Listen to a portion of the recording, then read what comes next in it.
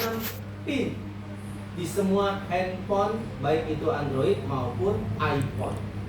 Berarti di salah satu pinnya ini nanti ada yang bertugas mengaliri tegangan kerja untuk diberikan ke SIM card. Itulah yang disebut dengan VCC atau VCC. Jadi di konektor SIM, ini namanya konektor ya. Ini namanya konektor SIM. Tempat SIM card itu terpasang itu namanya konektor SIM. Nah, ini nanti ada salah satu kakinya disebut VSIM atau VCC yang bertugas nanti memberi tegangan ke SIM card. Jadi kalau kaki itu ompong, maka SIM card nggak ada baca. Ini paham ya? Kalau ada VSIM, ada tegangan, ada positif, pasti harus ada negatif. Ya kan? Kan nggak boleh hanya positifnya aja, terus negatifnya kita abaikan. Berarti sama aja kita kayak masang baterai ke lampu, cuman yang kita pasang positifnya aja, nyala ini. Enggak, maka harus ada negatifnya juga. Nah, makanya setiap ada positif atau tegangan kerja atau VCC atau ada V-nya tulisannya, itu berarti wajib ada ground-nya. Makanya ada V-bar ground di konektor baterai. Ada V-bus di konektor cas, ground di sananya. Ya kan? Jadi salah satu ada yang namanya VCC atau VC. Ini disebut tegangan kerja. Jika jalur ini bermasalah, maka dampaknya kartu tidak terbaca. Jika jalur groundnya ini juga bermasalah, sama aja, kartu juga tidak terbaca. Sampai sini bisa dipahami? Nah, terus SIM card tadi selain membutuhkan tegangan kerja, dia juga membutuhkan tegangan perintah. Semalam juga sudah panjang lebar saya jelaskan bahwa IC power aja juga butuh tegangan perintah yang berasal dari on off. Tegangan kerjanya berasal dari IC cas. IC cas berasal dari baterai. Kan begitu kan? Nah, namanya adalah reset. Berarti dia diperintahkan untuk mereset ulang. Jadi SIM card itu nanti waktu kita pasang dia kan kayak ngereset, dia kan kayak membaca ulang. Nah itu diperintahkan oleh CPU. Jadi ada jalur reset. Selain reset, SIM card itu juga nanti ada data yang mondar-mandir. SIM card bisa nyimpan kontak nggak? Bisa. Berarti udah kayak memori dia. Ada data yang seliwiran. Makanya ada jalur data. Dan ingat, setiap ada jalur data pasti ada clock. Clock itu frekuensi atau denyutan. Jadi data itu apa? Data itu yang terdiri dari 1011 0011 di data. Baru 0, misalkan ya acak-acak aja ya. Ini data. Nah, data ini bisa ngalir itu harus ada frekuensi denyutan. Nih. Denyutan ini ngitungnya itu per detik. Misalkan ini berarti 1 denyut, 2 denyutan, 3 nih. Berarti ini sama dengan 3 Hz. 3 Hz ini dia bisa mengirim 3 bit, berarti 3 data. Jadi clock itu frekuensi ini naik turun, dia ngirim ini. Ngirim data tadi. Anggaplah kecepatannya 3 Hz. Berarti dia cuma bisa ngirim 3 detik. Berarti butuh berapa detik ini? Kurang lebih 4 atau 5 detik supaya data itu bisa terkirim. Nah, cuma di sini kita nggak lihat berapa clocknya. Yang mau saya jelaskan adalah setiap ada data pasti ada clock. Paham ya? Jadi nggak mungkin data itu bisa ngalir kalau nggak ada frekuensinya, denyutannya. Jadi kayak ini kendaraannya, ini yang barangnya yang mau dikirim. Paham ya? Jadi nanti di SIM card ada jalur data, ada juga jalur clock frekuensinya. Kemudian ada yang satu lagi jalurnya NC, not connecting. Seandainya pun nanti dia kita ukur tidak NC, itu biasanya digabung dengan V-SYM jalurnya, sejalur. Paham sampai sini? Nanti kita coba ukur nih mesinnya. Nah, berarti jika kita buka seperti ini, berarti di antara sini adalah nanti V-SYM-nya, kan gitu kan? Adalah nanti resetnya, adalah nanti datanya, adalah nanti clock-nya, ada nanti NC, ada nanti ground. Sampai sini bisa dipahami? Bisa. Ini tanpa skema pun sebenarnya saya bisa pastikan yang mana V-SYM-nya, yang mana resetnya, yang mana ground-nya dan lain-lain. Bisa. Tapi wajib kita ukur. Pertama yang kita ukur adalah di antara ke-6 ini mana yang nge-ground.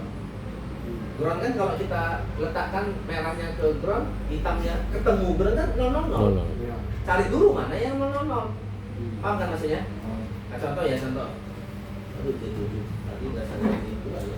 Kalau nanti kita ukur semuanya, pasti ada nilai, ada nilai, baru kita ukur 000, ada berarti ground. Nah, ground itu di ujung. Kalau kita udah dapat groundnya, ini seberang, itu namanya V-SYM. Kalau kita sudah dapat groundnya di sampingnya, ini NC. Urutannya pasti selalu begitu. Samping V-SYM, ini reset. Samping reset, ini data kalau nggak salah. Lalu sampingnya ini CLK. Nah, mana tahu kartunya terbalik ya. Bang, ribet ukur-ukur. Bisa nggak kita cari tahu langsung mana V-SYM-nya, mana resetnya? Bisa, tinggal buka SIM card. Nah, yang atas ya. Yang ini sorry. Berarti ini apa? Ground. Ini V-SYM-nya. Nah, cuma di sini tulisannya nggak V-SYM. Tapi kalau ada V-nya ini berarti tegangan kerja. Ini namanya voltage regulator LDO 15 UIN 2 3.0 tegangannya. Semalam saya sudah jelaskan nggak IC power itu menghasilkan tegangan-tegangan baru. Masih ingat? Tugasnya IC power apa? Mendistribusikan tegangan. Di dalam IC power ada regulator nggak? Ada LDO, ada SMP, SMPS atau bak. Masih ingat nggak? Yang dimana bak itu nanti ada lilitan. Nah, ini menunjukkan L. Berarti ini LDO ke-15. Dari sini juga kita tahu ini pasti larinya ke IC power. Paham nggak kira-kira? Jadi IC power semalam ya saya ada jelaskan sedikit. Ini input. Di dalam badannya IC power itu ada dua regulator. Ada yang namanya LDO, ada namanya bak atau SMPS. Nah, nanti di sini ada keluar L1, L2, L3 dan macam-macam. Nah, berarti di sini dari nama jalurnya kita bisa baca voltage regulator L15 yang dikeluarkan dari IC power untuk SIM card dengan nilai 3.0. Berarti 3 volt. Berarti 3 volt ini nanti keluar diberikan dari IC power ke SIM card. Paham nggak maksudnya? Nah, jadi ini detail. Dari nama jalur ini kita bisa mengetahui, oh berarti kalau kita ukur aktif nanti di sini wajib keluar 3 volt. Tapi kalau ukur pasif, yang penting ada nilai. Kita itu aja dulu. Ini nilai. Iya. Pasifnya punya nilai. Yang penting ada nilai dulu. Walaupun di sini si si Orion ada ngukur dan dikasih nilai juga. Berapa nilainya? 0,54. Ini pasif. Pasif itu berarti mode dioda, merahnya di ground, hitamnya di sini. Ya. Ini paham ya? Nah, tapi kalau secara aktif sudah ada ketentuan di situ wajib keluar 3 volt. 3 volt. Dari mana? Dari skemanya itu jelas. Ini kalau kita telusuri mundur. Nah, berasal dari IC power. Ya kan? Paham ya kira-kira ya? Oke. Ingat tadi kalau depannya ini yang SIM kedua ya. Kalau depannya V-SYM berarti sininya ground. Makanya sama si Orion nggak usah diukur ini. Tapi kalau saya wajib ukur. Karena kalau groundnya ini pun nanti putus, V-SYM ini nggak akan nyalir. Sama kayak ompong di sini. Yeah. Betul ya? Betul. Nah, berarti Kita pastikan dulu nanti di handphone ini yang kita mau kerjakan. Di sini wajib ada nilai ground 000. Pasif dulu ya, pasif. PSIM-nya wajib ada nih nilai. Oke. Samping PSIM itu reset di sini. Reset? Iya kan? Reset. Wajib ada nih Nilai. Reset itu apa? Print. Perintah. Yang namanya perintah pasti larinya ke CPU. CPU yang kontrol. Kalau masalah tegangan, umumnya ke IC Oh, jadi reset ini kalau putus dia, larinya udah ke CPU. Ini CPU. Dan kalau kita lihat, ada singa nggak dia? Ada singa komponen nggak?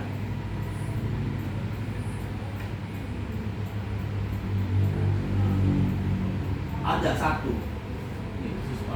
Ya, ada juga singa ke sini ya. Ada juga singa ke sini. Berarti ini mungkin bisa short, ya. Ini bisa short. Ini mungkin di dioda tapi dipasang secara array atau gabungan. Nah, jadi ini kalau putus bisa jadi resistor, kalau short bisa jadi ini separah-parahnya IC-nya. Kan gitu kan? Mundur ke bawah, masuk kemari, habis. Jadi kalau nanti kita ukur di sini ada masalah, berarti resetnya yang bermasalah, perintahnya bermasalah. Kalau ini rusak, ya sama aja, singkat nggak baca.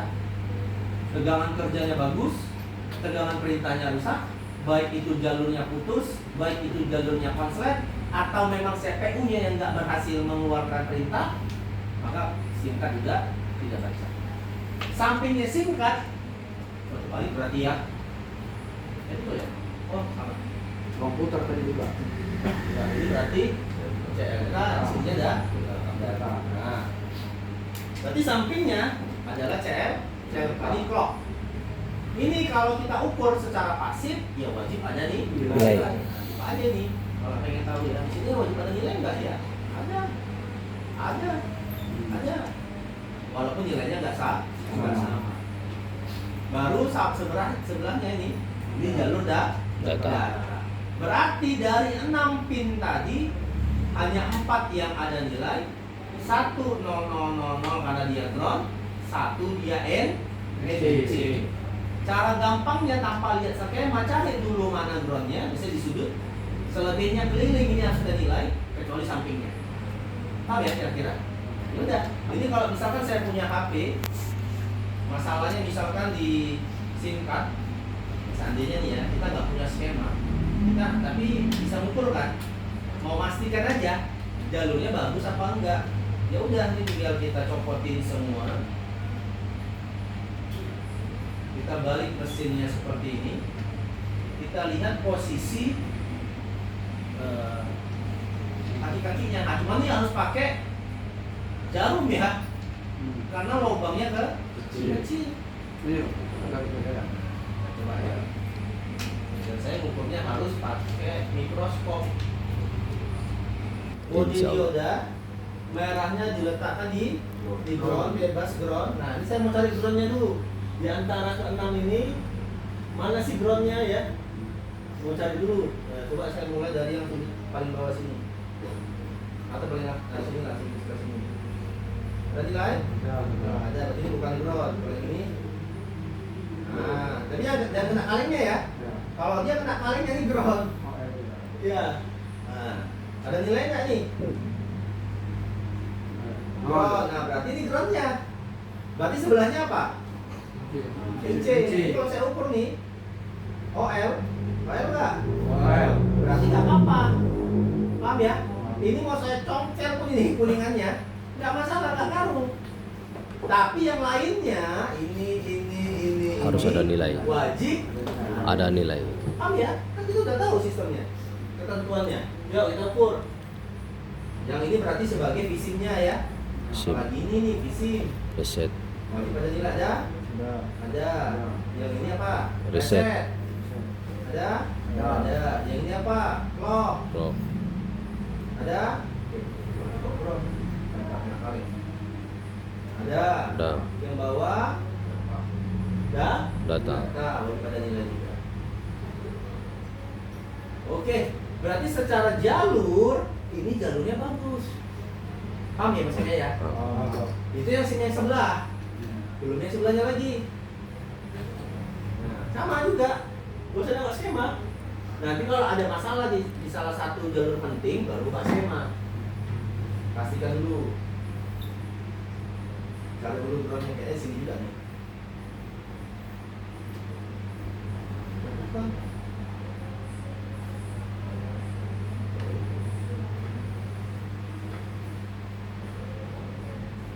Nah ya, ini drone-nya, ini NC-nya, ini datanya, ini bloknya, ini reserve-nya, ini isinya. Oke ya. Iya. Nah, secara pengukuran pasif ini jalurnya seharusnya Aman. Nah, sebenarnya kita nggak boleh langsung ke mesin. Saya punya troubleshooting, seharusnya kita nggak boleh ke mesin. Kenapa? Kita harus pastikan dulu langkah awalnya kartunya bagus apa? Ya. Cuman kan ini saya mau uji yang ini aja, paham ya?